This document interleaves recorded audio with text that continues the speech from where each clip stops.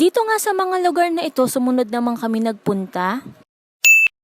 Pagkatapos nga namin pumunta dun sa Lionhead ay eto nga't nasa biyahe na ulit kami. Ang ganda nga sa mata ng tanawin na nakikita ko ngayon.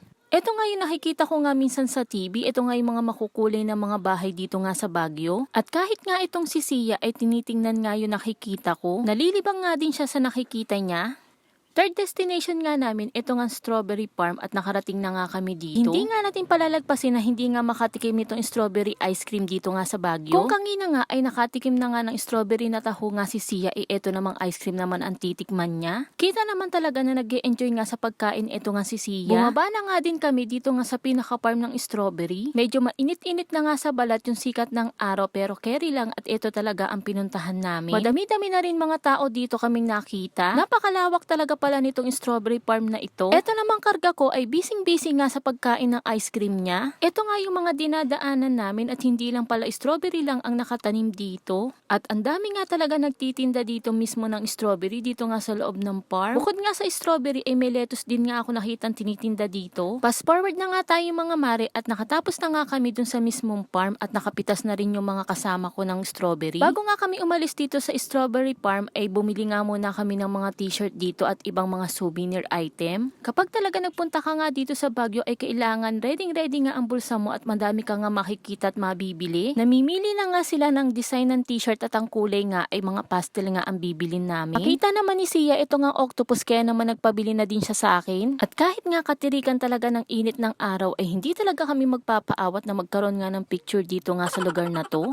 Syempre naman para naman kahit pagtanda nga namin ay meron kaming babalik-balikan ng mga picture na magkakasama.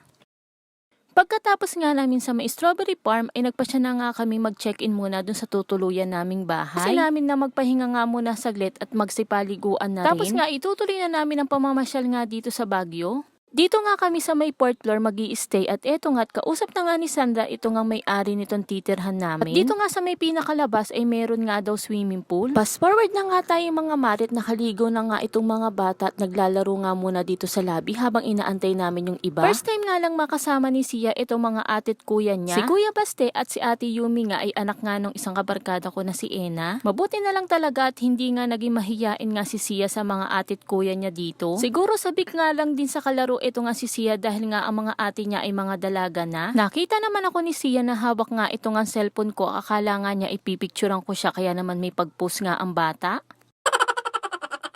Fast forward na nga tayo mga mare at nakapagpahinga at nakaligo na nga rin kami at ito nga ang port destination natin ang Igorot Stone. Bago ka nga makapasok dito ay kailangan mo nga munang pumunta sa ticket booth para bumili ng ticket. Ang price nga ng ticket para sa adult ay 120.